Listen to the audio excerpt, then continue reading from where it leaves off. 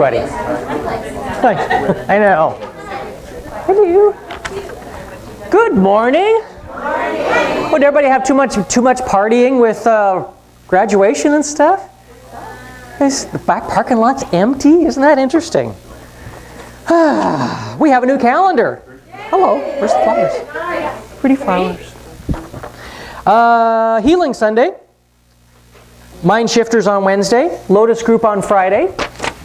And there's other stuff going on that's not on the calendar.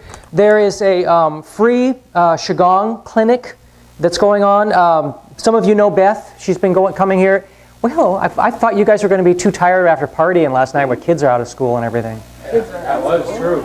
Aren't they? Oh, that's right. Some of them are still going. That's right. Beth has finished her level 3 certification. Can you believe how big she's getting? I mean, she was a little tiny girl when she started here. It's hard to imagine. Hard to imagine. Actually, as the story goes, and I've told this story before, some of you have heard it, but some of you hadn't. When we had our other cat, Merlin, he used to come, and as Alexis was a little baby, she was in her carrier. So they took her out of the carrier, and the cat would always get in the carrier and sleep there during services. I mean, just sprawled out. It was his carrier. So after Alexis got a little bit older and didn't need the carrier anymore, we had to get a carrier for our cat, Merlin. And so then Merlin had his own carrier for many, many years. He's a very happy cat. Anyway, I digressed. I'm sorry? That's what it was. Yeah, and Alexis got into his carrier after that. That's what it was. Yeah. So many years ago. So many years ago. Anyway, Beth has completed her level 3 certification. They're giving a free clinic every 15 minutes to people. I don't know if they have a second day that they're doing this or not. This is for people that signed up last week. So if you signed up, there's your times, and we'll have that on the back table back here. Be posted in the back. More. Are there? So, yes. Okay, cool. There'll be more sign up. Cool. All right. And then something else that is very cool, you know, the way our court systems are right now, if you get sideways with the law, you go to jail. It's pretty simple. Or something more severe. But they have drug court, I know, in the Tri-Cities, so that they will help people get help instead of just putting them away in the system. Well, I guess there is a mental health court up in Spokane. And those folks are coming down here to try to start one here. And they're going to actually speak at the Mid-Columbia Library on Union at 6:30 on June 6th. So if that's of interest to you, if you are in that profession or want to help promote something like that, this is a public forum. The Spokane County Mental Health Court shares the Spokane County model. They're coming down and do that. I think that's a great idea. It's at the, June 6th. At 6:30 p.m. Is that this Thursday? Okay, this Thursday at the Mid-Columbia Library on Union. So I think that's a cool idea. Great idea. Things that make you go, If flying is safe, why do they call the airport a terminal? I don't know. Why is the time of day with the slowest traffic called rush hour? These are time-honored questions that nobody can answer. So we'll see if George Carlin or John Lennon, our patron saints, can answer them. Probably can't, but boy, it just echoes in here, doesn't it? George, when you step on the brakes, your life is in your foot's hands. It's true. When you're born, you get a ticket to the freak show. When you're born in America, you get a front row seat. And John, I believe in everything until it's disproved. So I believe in fairies, the myths, dragons. It all exists, even if it's only in your own mind. Who says the dreams and nightmares aren't as real as the here and now? I don't know. We have to ask these questions sometimes. Now from the official book of things that make you go, One never dives into the water to save a drowning man more eagerly than when there are others present who dare not take the risk. Few men have been admired by their own households. That's frequently true. That's like the expert is the person that comes from out of town and carries a briefcase.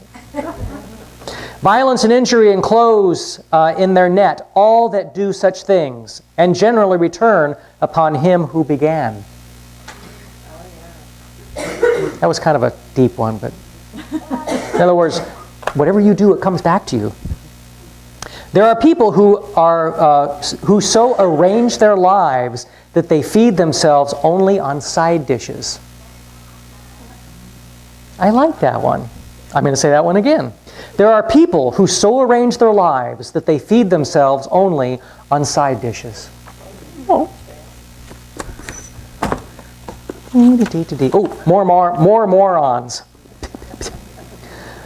Not the sharpest tool in the shed. In Modesto, California, Stephen King was arrested for trying to hold up a Bank of America branch without a weapon. King used a thumb and a finger to simulate a gun. Unfortunately, he failed to keep it in his pocket. Last summer, down on Lake Isabel, located in the high desert, an hour east of Bakersfield. You know where that is, don't you, Jan? I know where that is. Some folks new to boating were having a problem.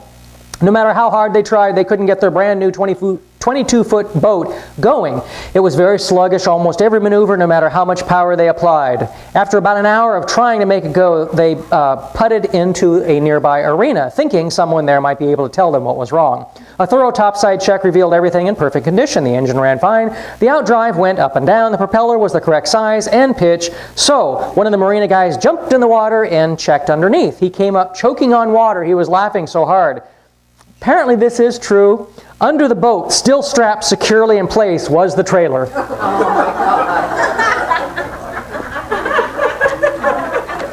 I suppose, if it's your first time, I suppose. More Will Rogers on getting older. The older we get, the fewer things seem worth waiting in line for. Isn't that true? Some people try to turn back their odometers. Not me, I want people to know why I look this way. I've traveled a long way and some of the roads weren't paved. And when you are dissatisfied and would like to go back to youth, think of algebra. It's an instant cure. I liked algebra. Actually, as my story goes, not that you necessarily care, but I'm going to tell part of it anyway. I had an algebra teacher, and the only reason they let me into the college algebra class was because I begged them to. Because I wasn't really good at stuff necessarily, but I still wanted to try. So I had problems, and it worked, and everything was kind of working. Well, then this instructor, who happened to be the football coach also, started at the end of class giving these mind calculations. And he would go through a half a dozen calculations that you had to do in your head. And I mean everything, of course, the usual plus, minus, divides and everything, but he also was doing sines, cosines, tangents, cotangents, and you had to do all of this. And he gave you about 2 seconds between each calculation to come up with an answer. And the first person that got the right answer got to leave class early. So when he started about 15 minutes before the end of class. And when he first started these things, I was the last one, every time. And I slowly started creeping up, and by the end of the school year, I was usually up in the 2, 3, 4 that got out. Made a huge difference in my life, completely changed my life as far as math's concerned. So anyway, not that you cared, but there you go. Hospital regulations require a wheelchair. I'm going to do some others first. I like that one. I'm going to save that one. Swedish chemist and inventor. I knew this one too. Alfred Nobel left his estate to endow annual prizes for those who have conferred the greatest benefit to humanity, now known as the Nobel Peace Prizes. Nobel made his fortune by inventing the highly destructive and explosive dynamite. That's exactly right. Yep. I think there was a tinge of guilt in there. In fact, I know there was. All right. There is no evidence that early inhabitants of Britain kept poultry. Wildfowl were plentiful, however, and every child learned that mother birds have to sit on eggs in order to hatch their babies. Young birds produced by warmth were called brood, from an Anglo-Saxon term for heat. Eventually, the term was modified to brood. As householders began to keep poultry, it became part of everyday life to see a hen brooding over her nest of eggs. People compared the stubborn fowl with humans who wished to hatch plots, and a person who persisted in keeping a plan warm for days or weeks was said to brood. Its meaning expanded for centuries, and the ancient barnyard term eventually came to signify any prolonged act of pensiveness. Who knew? Anything else going on? Anybody do something fun this summer? Anybody gonna do anything this summer? Okay. Do something this summer. Of course, I need to have a mirror when I say that, so I need to do something.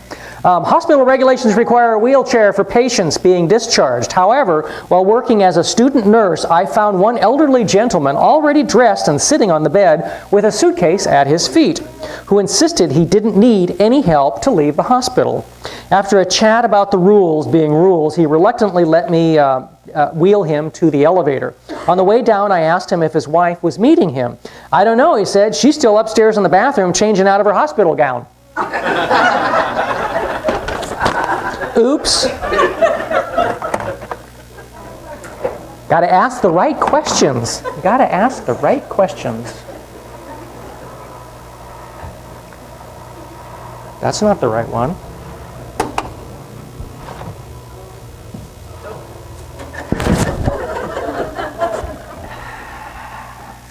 Here, I know it's here. I see it now. There it is.